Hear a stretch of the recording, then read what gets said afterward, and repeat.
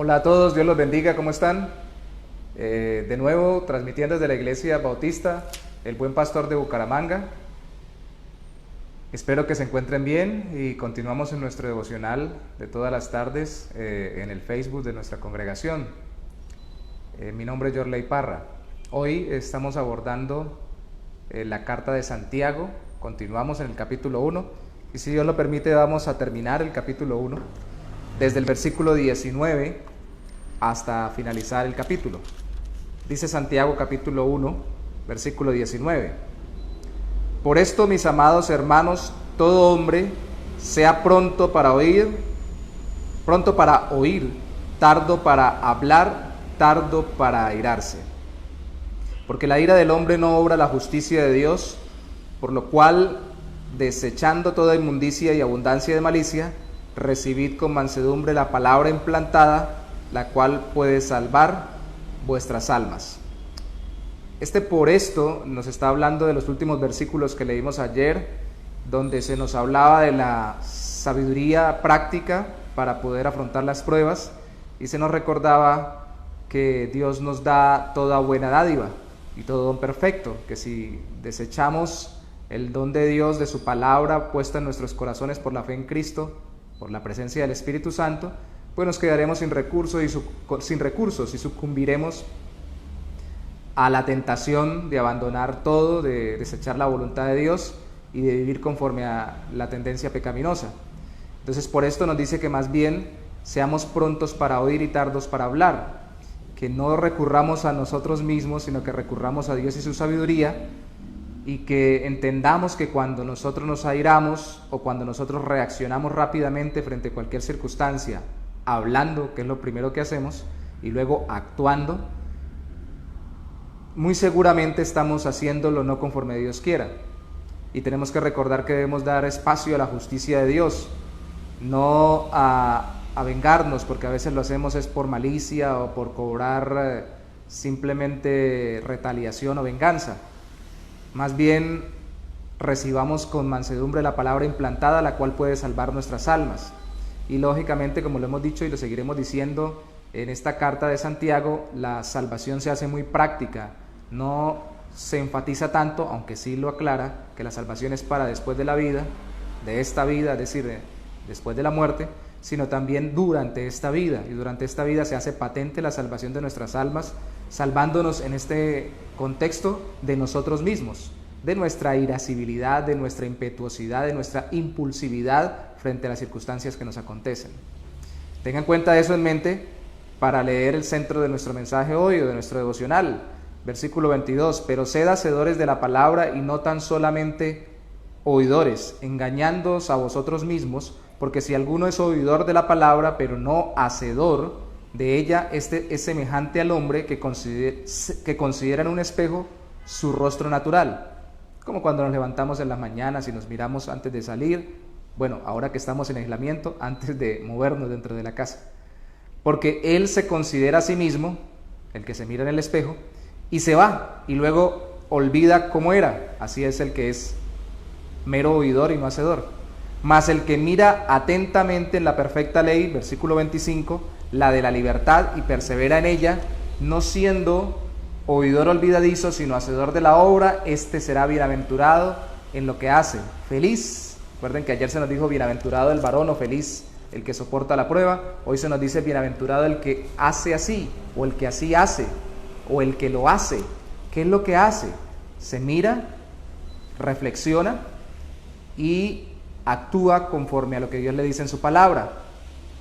No se descuida, y algunos comentaristas han dicho que oír la palabra y mirar en el espejo como cuando uno lee la palabra sería el complemento de lo que hacemos en la iglesia o cuando nos reunimos como congregación cristiana, ahora virtualmente, y lo que hacemos cuando estamos en nuestro devocional personal leyendo la palabra. Oírla predicada, leerla personalmente y no tomar en cuenta qué nos está diciendo que tenemos que cambiar, sino que salir y no hacer lo que debemos hacer, nos hace solamente oidores y no hacedores, no quienes llevan a la práctica continuamente, es decir, no quienes viven y alguno ha traducido como teniendo como su principal negocio, su principal trabajo, llevar a la práctica lo que ha leído. Así como un médico tiene que llevar a la práctica lo que ha estudiado en los libros que ha leído, dentro de la labor profesional, atendiendo pacientes y realizando cirugías, un creyente debe llevar a la práctica en cada área de su vida, familiar, personal, laboral y en todo tipo de relaciones, lo que ha leído en la Biblia, lo que ha escuchado en la palabra de Dios. Si no, entonces seríamos meros espectadores de lo que Dios hace en otros y seríamos, recuerde que les he dicho que podemos comparar Santiago con el Sermón del Monte. La carta de Santiago no contrasta, se ve reflejada en el Sermón del Monte.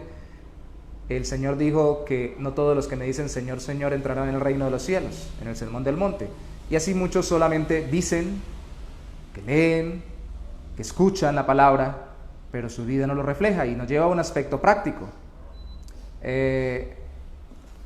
Retenernos, lo que hemos dicho, pero también actuar. Dejar de hacer lo que son impulsos nuestros carnales y pecaminosos y obrar conforme a la voluntad de Dios.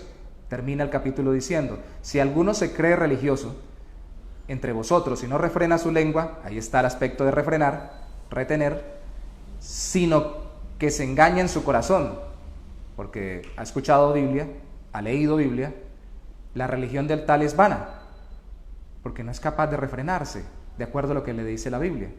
La religión pura y sin mácula delante de Dios el Padre es esta. ¿Qué hay que hacer? Hay que refrenar, también hay que hacer. Visitar a los huérfanos y a las viudas en sus tribulaciones y guardarse sin mancha en el mundo, del mundo. Ojo que aquí está lo que tenemos que hacer con otros y con nosotros mismos, porque descuidamos a los demás y nos descuidamos también a nosotros. Descuidamos el ayudar a los que están en sus tribulaciones o sus dificultades y necesidades, y el también en ayudarnos a nosotros, no siguiendo lo que el mundo nos enseña, la mancha o la pecaminosidad, que vendría a significar aquí la mancha del mundo. Entonces aquí se nos está diciendo sencillamente que la religión, que es una palabra en latín para nosotros que solo aparece aquí, también aparece en Hechos de los Apóstoles, cuando Pablo está haciendo en el capítulo 26, en el versículo 5, un relato de su historia personal, y dice que él era de la religión de su pueblo, la religión judía, y que aparece como la palabra culto en Colosenses capítulo 2, versículo 18, cuando dice culto a los ángeles. Es una palabra que significa la expresión externa de lo que se cree internamente. Primero, la expresión externa dentro de la reunión eclesiástica o de hermanos en la fe, pero segundo, la expresión externa dentro de la práctica cotidiana en la vida que todos los días vivimos. Lo que creemos tiene que verse. Estos días he escuchado un apologeta que murió hace poco, un defensor de la fe muy reconocido internacionalmente, que era muy sano en doctrina e interpretación del Evangelio, y decía, vivimos en una generación que escucha con los ojos, no quieren que se les hable mucho, sino que quieren ver. Y la realidad es que el ser humano siempre ha querido ver, pero no es por vista, sino por fe. Aún, sin embargo, antes de oírnos, nos van a ver. Y no van a leer la Biblia, ni van a escucharla en un sermón en una iglesia, van a ver lo que nosotros hacemos. Si ellos están sufriendo, los que más sufrían en esa época eran las viudas y los huérfanos, por las costumbres sociales de entonces. Pero si hay alguien cercano a mí que está sufriendo, sea una necesidad física, sea una necesidad espiritual, emocional, sea una necesidad de compañía o cualquier tipo de necesidad o de tribulación o angustia, mi mismo familiar, la persona misma que está al lado de mi casa, y ve que me acerco a ella, le va a quedar más fácil oír cuando le presente a Cristo y cuando le hable del Evangelio. Si soy solamente oidor, y no hacedor, entonces esa persona, cuando yo le hable, me va a decir, no he visto en su vida esa salvación que usted me presenta.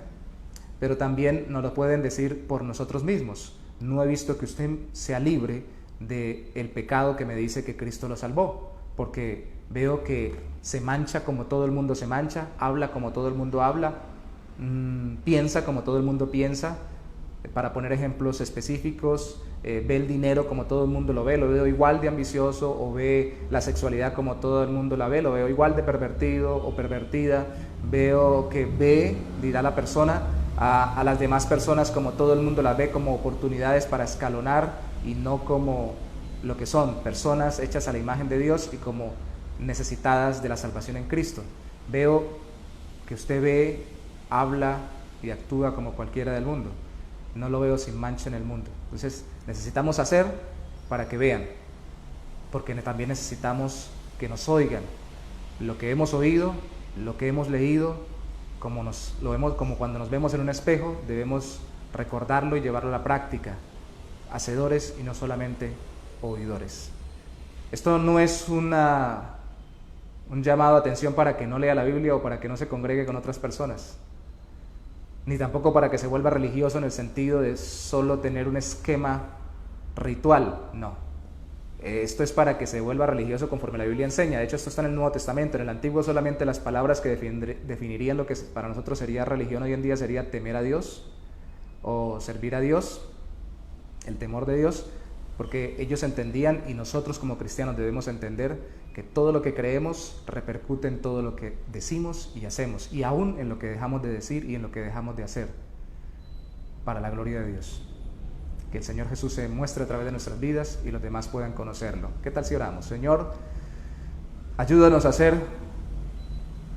más que oidores, no meros oidores, sino hacedores, a retener nuestra lengua, que más adelante Santiago nos lo recordará de nuevo, pero también, oh Santo Señor, a recordar lo que tú nos enseñas al oír tu palabra, al leer tu palabra, lo que vemos en nosotros que debemos retener y lo que debemos hacer por otros y aún por nosotros mismos para reflejar más a Cristo.